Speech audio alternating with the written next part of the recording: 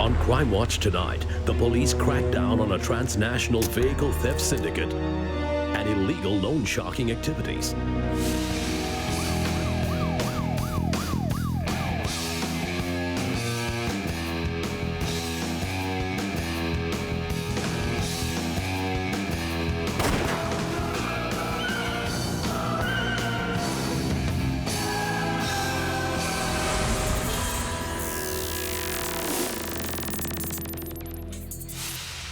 Welcome to the first episode of Crimewatch. I'm ASP Jessica Ang.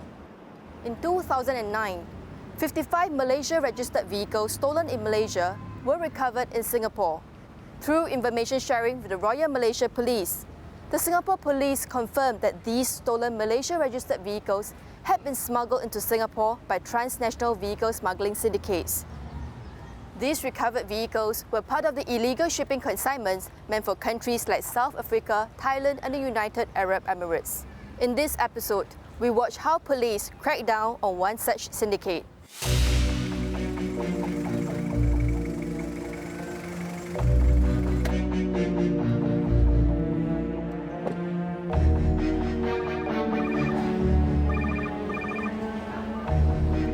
Yeah, Ken.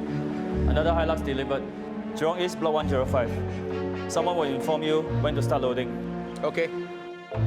The mastermind of this syndicate was a man named Arkan.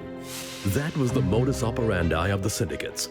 The stolen vehicle would be driven across the causeway and left at a public car park to await being picked up by other members of the syndicate. And there were several such stolen cars from Malaysia with Malaysia-registered vehicle number plates. Ever since the beginning of 2009, the Singapore Police had been working closely with the Royal Malaysia Police to crack down on the transnational vehicle theft syndicates. Let's check this Malaysian car. Regular anti-vehicle theft patrols like this one were common. To confirm if the vehicle was indeed a stolen one, the investigation officer would verify with his supervisor, who has the necessary protocol to directly confirm with the Royal Malaysia Police. And once the status of the vehicle was established, an ambush would be immediately laid. Fit, confirm stolen. Yes, sir. You do ambush. Later that night, the police officers waited at different points of the car park. All eyes were on the stolen Malaysian vehicle. Fit, so far anything on the site? So far there's no movement, sir. Situation is normal. Okay, noted. But no one showed up. The vehicle was only one of a number of other unrecovered vehicles reported stolen in Malaysia that month. A few days later, another Malaysian-registered vehicle was found in another car park just a few blocks away. Check this car. Okay, sure.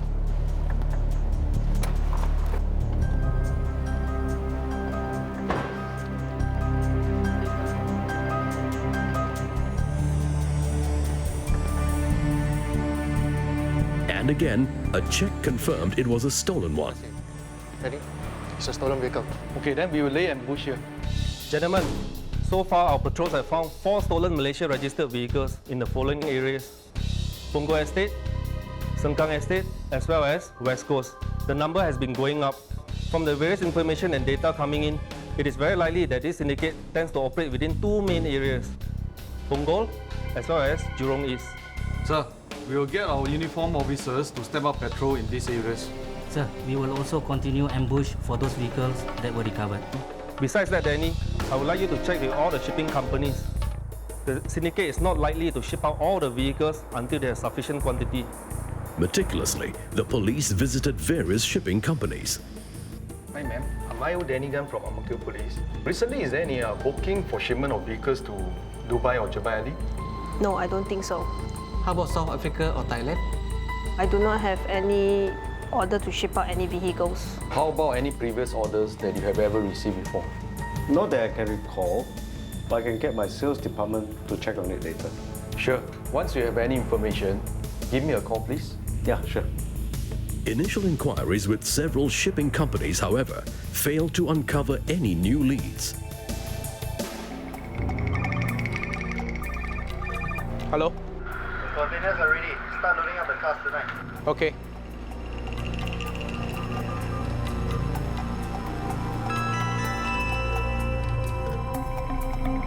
Hello? I got a job for you. Okay, when? Tonight. Can't get the keys from me. I'll tell you where to pick up the cars. Okay. After the break, watch how police caught up with the vehicle smugglers.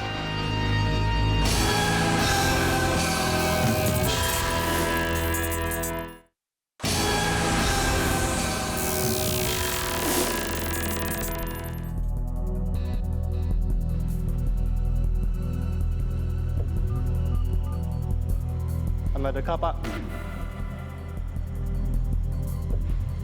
Okay, I see the car.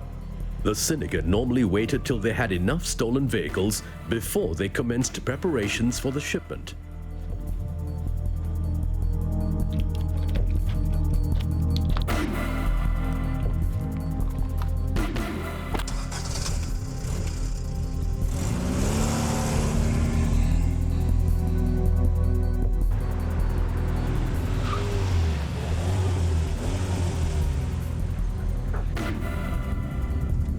Each container could carry 2 to 3 vehicles. This time around, the syndicate had 3 containers prepared to smuggle out some 7 vehicles. Ng Bak Chok and Sim Wee Liang were responsible for loading stolen vehicles from Malaysia into containers due to be shipped to other countries. Slowly, careful. A bit more, some more, some more. Ng took instructions from a man known as Ken to assist in receiving the stolen vehicles, while Sim helped Ng pick them up from where they were parked. For every car delivered, Sim was paid $50. Yeah, $150. I'll let you know when to move the other cars. Okay. Amid the ongoing intensive inquiries and search for leads, the police on patrol at car parks continued to look out for potentially stolen vehicles.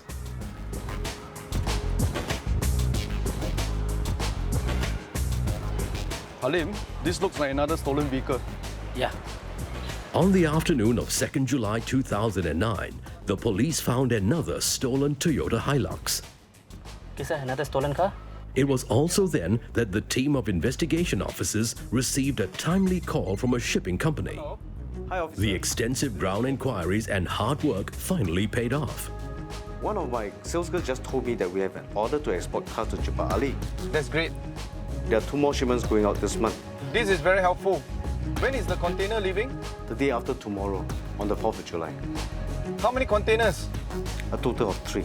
Would you have the names of the persons who transport the containers? Yes, the trucking companies. I'll give you their names and contact information. Hi, Mr. Fong. I'd like to make inquiry. What the officers had to find out now was where the containers had been parked, and the trucking company hired would have this valuable information. And checks unveiled the crucial venue, 14 Penjuru Road.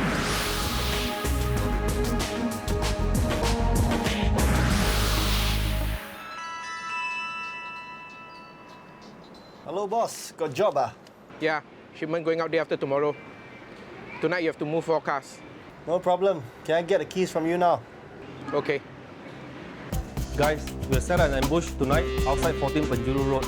The shipment is due to go out the day after tomorrow, and it is likely that this is where the syndicate will load all the vehicles into the containers to be shipped.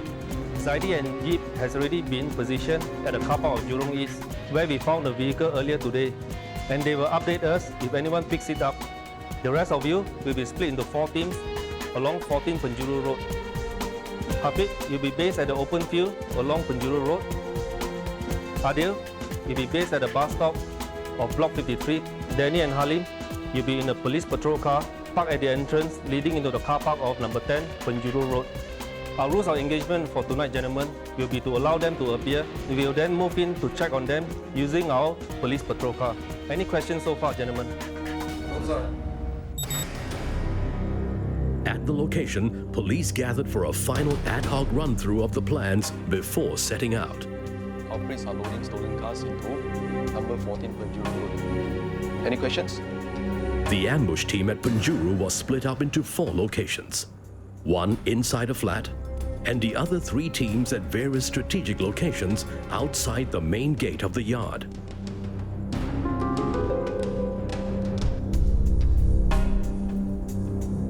An ambush point was also set up at the car park in Jurong East, where the stolen Toyota Hilux had been found earlier that day. Danny, station normal. The car is still here.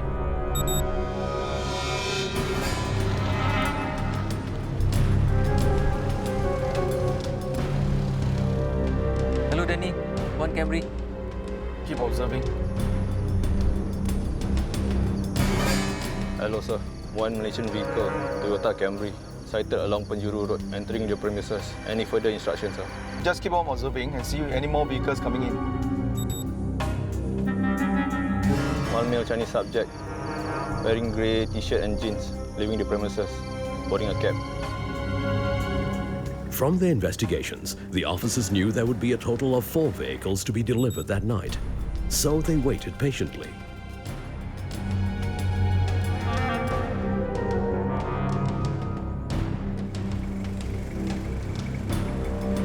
In less than 3 hours, the same man had gone in and out of the suspected area of loading and delivered a total of 3 vehicles. The officers knew there would be one more to come.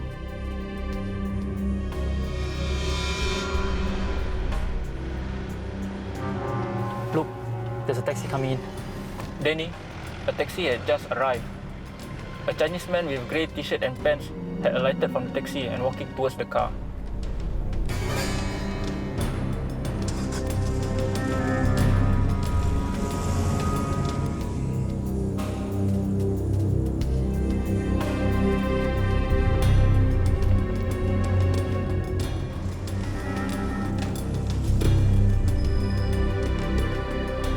Hello, Danny. One Hilux. Okay. From investigations, the police knew the Hilux was the 4th and last vehicle that night.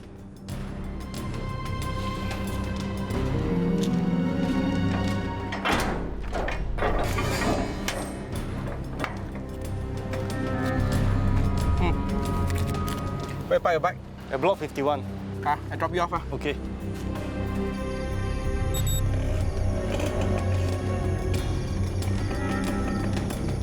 Hello, sir. 2 male subjects riding a motorcycle, leaving the premises. One of them fitted the description of the earlier subject. Guys, detain the motorcycle. Now, go!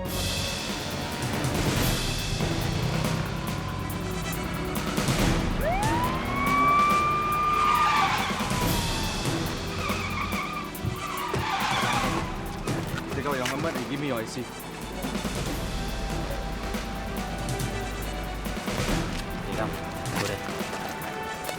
What's the problem? Give me your seat.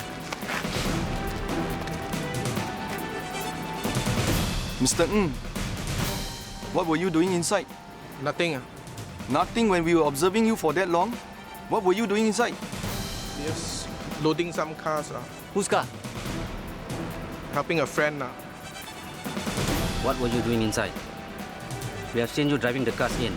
How many cars were you loading? 4. Whose car? I can. Again? I can. Who's Aken? I don't know. I never met him. Who's the guy? He's just helping me. We're placing you under arrest.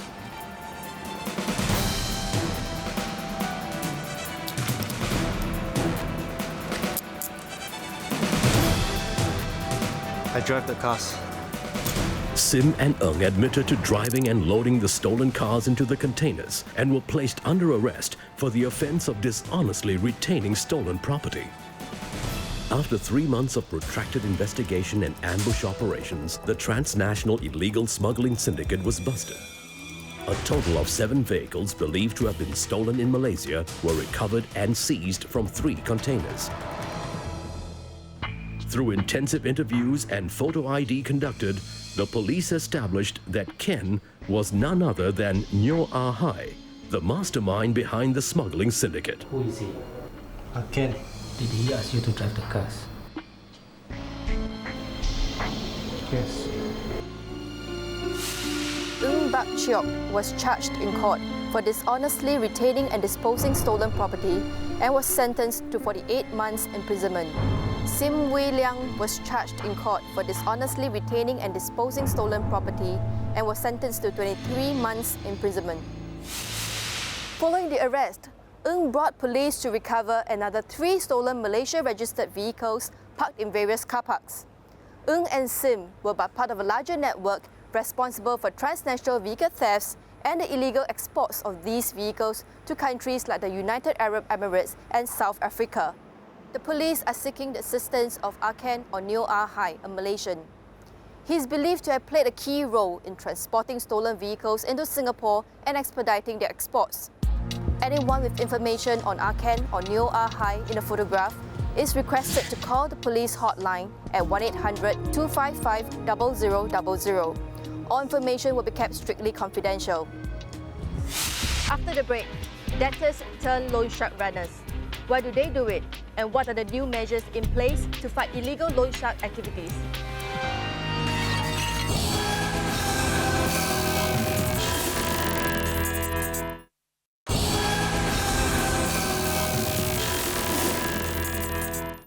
Under the amended Moneylenders Act 2008, which came into effect on 11 February 2010, first-time offenders found guilty of loan shark harassment shall face tougher penalties. These include mandatory jail terms of up to 5 years and a fine of up to $50,000. In addition, mandatory caning of up to 6 strokes shall be imposed on the offender. Police will continue to intensify enforcement efforts against loan sharks and their runners. The number of arrests in 2009 rose to 958 and increased from 505 in 2008. 13 syndicates were also busted in 2009 compared to 9 the year before. The syndicates busted were believed to have been responsible for at least 3,800 harassment reports. The price to pay being a runner is equally heavy. Your illegal activities not only affect your life but that of your loved ones. In our next story, Sam, a repentant former debtor turned runner, shares with us his story so as to help others. I was actually doing drugs, taking drugs, and I was gambling and not working consistently. And also, not only that, I still party a lot. I try to sell drugs along the way, and I gamble a lot also. Hopefully that every time I can win to cover my debts. It's not long, I think about 2-3 years when the luck actually ran out on me. So the debt just snowballed.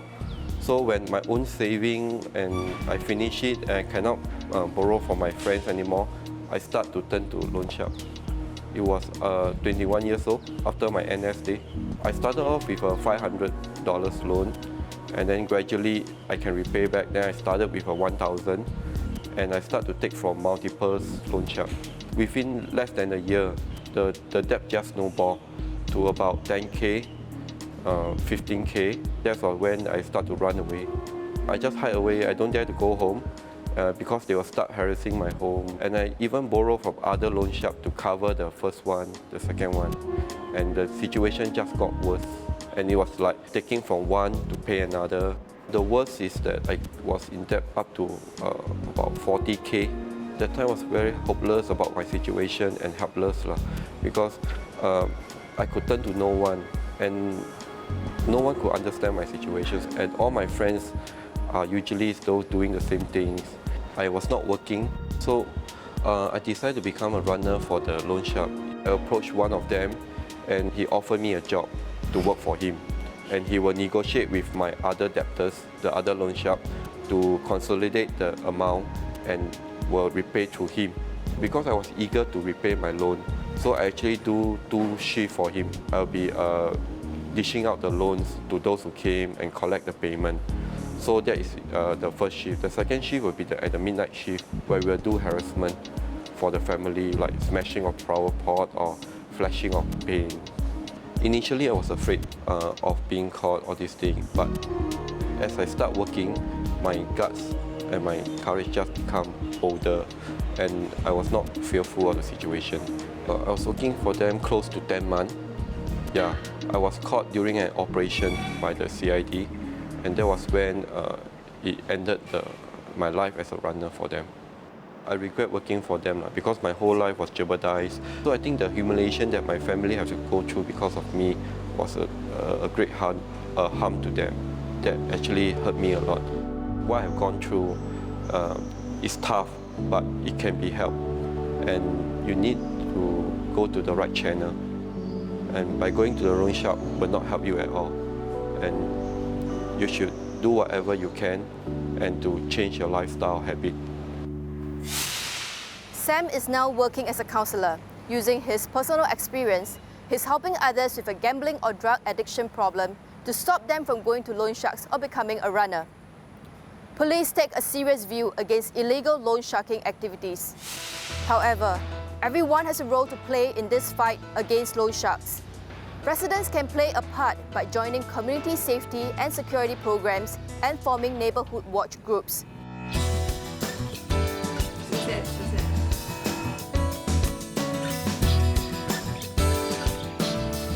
One good example is the Neighborhood Watch Groups, or NWGs, under the Yishun North Neighborhood Police Centre.